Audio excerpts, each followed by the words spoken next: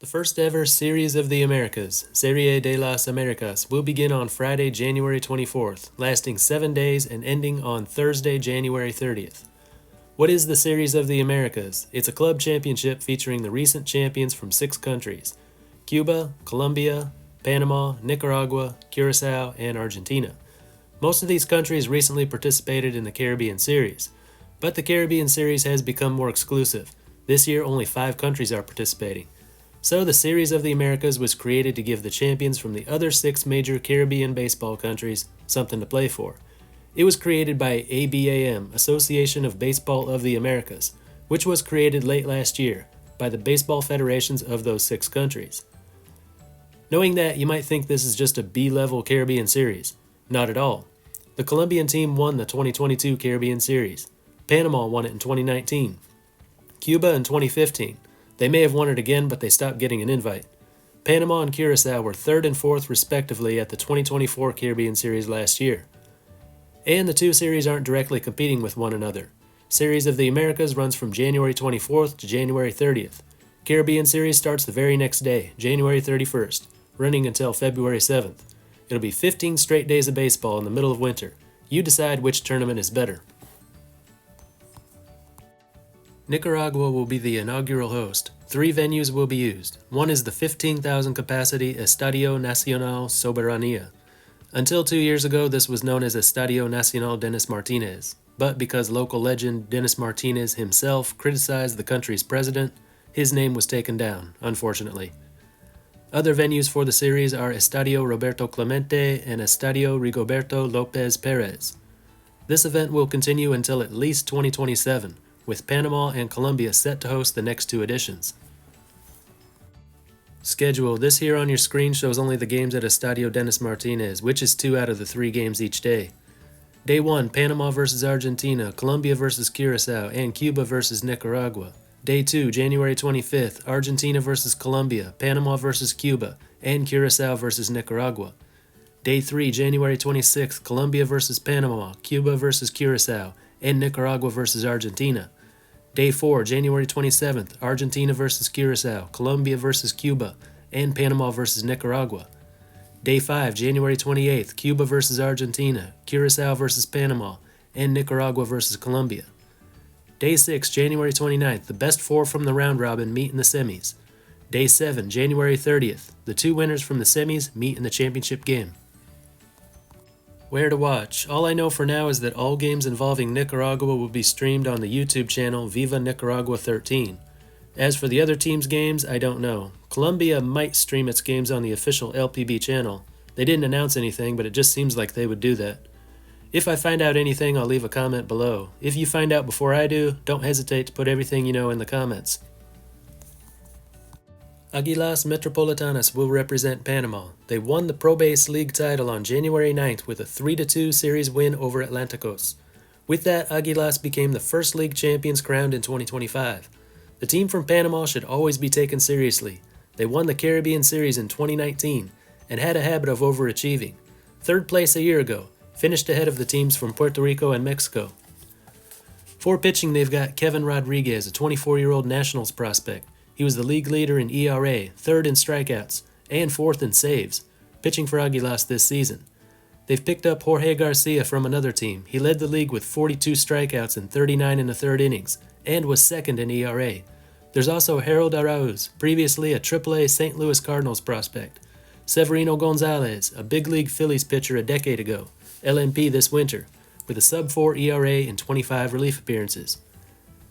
As for hitting, they're missing Eduardo Tate, an 18-year-old Phillies prospect. He played for Águilas this winter and won the batting title, but he's not on the roster.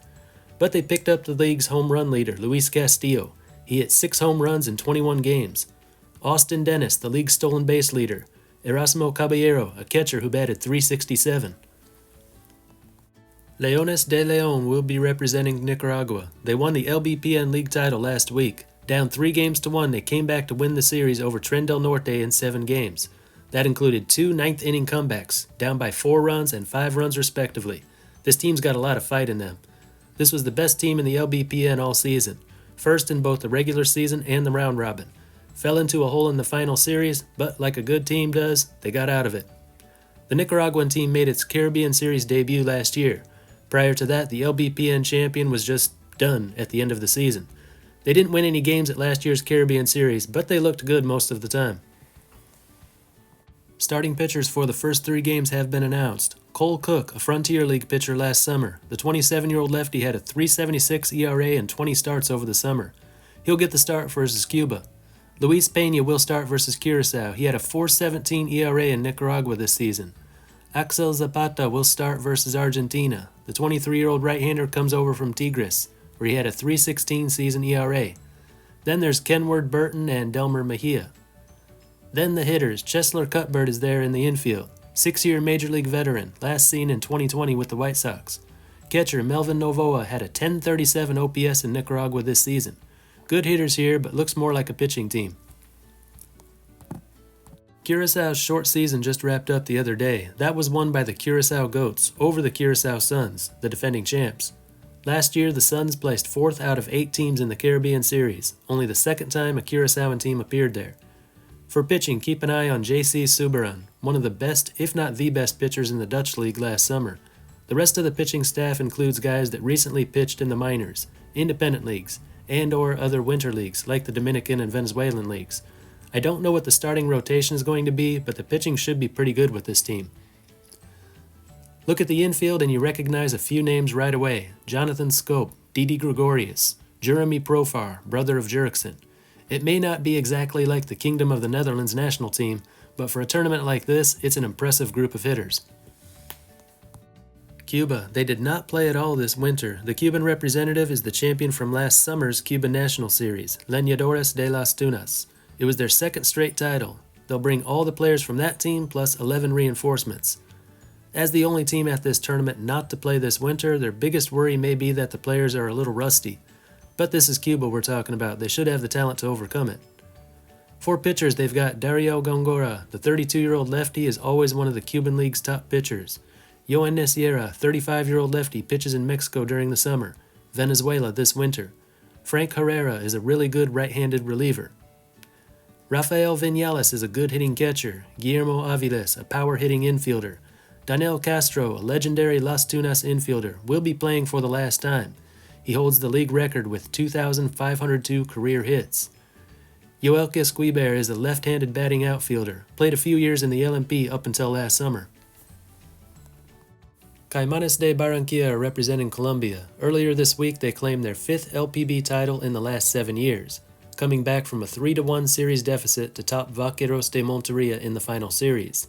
Caimanes were easily the best team in the regular season. Vaqueros, as always, were second best and tough in the postseason, giving Caimanes a good challenge before moving on to this tournament. As of the time I'm making this video, there is no roster for the Colombian team, so I don't yet know who the reinforcements are, but we do know the players that Caimanes already have. Starting pitchers, Moises Diaz, 7 starts, 38 innings this season, 2.56 ERA, 0.97 whip. Cristian Allegretti, a 25-year-old left-hander, 5 starts, 26 innings, ERA 1.73, whip 1.0. Closer, Ryo Negishi, led the league in saves, but also started 4 games, 30 Ks in 29 innings, whip 0.96, ERA 2.45. The team relies more on their bullpen. The best starting pitchers come from other teams, so I'd expect them to pick up some good starters from other teams. As for hitting, Estami Ureña, Yomiuri Giants the last 5 years, mostly in the minors. He's the team's top slugger, led the team in home runs and RBI. 24-year-old infielder Fabian Pertuz, a Cubs prospect, reached AAA last summer. He's got speed, led the league in doubles, led the team in stolen bases. Outfielder Jesus Mariaga, best hitter in the league a few years ago, still had an on-base percentage over 400 this year. Got speed and a little power. Argentina will be represented by a team called Club DAOM. Here is the team's roster. Don't know much about these players, don't know much about Argentina's league. Probably won't measure up to the other 5 ball clubs when it comes to talent, but they'll be able to put up a good fight. Also, it's really good for Argentina baseball to be a part of this tournament. After being left out of the WBC qualifiers, having their club champion compete with some of the Caribbean's best is really good for them. Every team has their strengths and weaknesses. Las Tunas, I already pointed out, is coming from the Cuban League, which we can guess has the most talent of any league here. Problem is, they haven't played since the summer. Leones de Leon, not really impressed with the lineup they're bringing. Seems like they could have added some better reinforcements. But they'll be playing at home, and if you saw the playoffs in Nicaragua, you'll know that is not just the regular home field advantage. Stadiums will be packed, crowds will be electric. Huge advantage for them. Panama and Curacao both play a short season, especially Curacao. Hard to judge the players they've got. But both countries have made a habit of exceeding expectations. They ended the last Caribbean series by playing for the bronze medal. And this time there won't be a Venezuelan or Dominican team to keep them out of the championship game. Caimanes de Barranquilla from Colombia, the one team with a recent Caribbean Series title. That was Caimanes that did that. And it was only 3 years ago. They were able to overcome their pitching problems in the LPB final, but it may not work against the competition they'll be facing here. Argentina comes with the element of surprise. Think about the 2019 Panama team or the 2022 Colombia team at the Caribbean Series. Relative newcomers able to pull off some big surprises. Argentina will be looking to do the same. We don't know much about the league or its players, but without knowing anything else, you'd rightfully assume that Club DAOM is the least talented ball club going into this. If they win this tournament, it'll be a huge surprise. Any of the other 5 teams wins it, won't be a surprise. My picks: Panama, Nicaragua, Curacao, and Cuba in the semifinals. Panama over Curacao for the title. I didn't put a whole lot of thought into that, but at a glance, that's what I see happening. What do you think will happen? Let us know in the comments. One more thing I'll say. I hope this tournament is a huge success. I know we all want a big Caribbean series with every major baseball country in that part of the world participating, rather than have 2 separate tournaments. Hopefully we can go back to that in a few years. But if this event fails, it'll signal to the 4 permanent Caribbean Series members that they don't need these 6 countries. So let's give the Series of the Americas all the support we can. Anyway, that's all for this one. Until next time, this is Baseball International. See ya!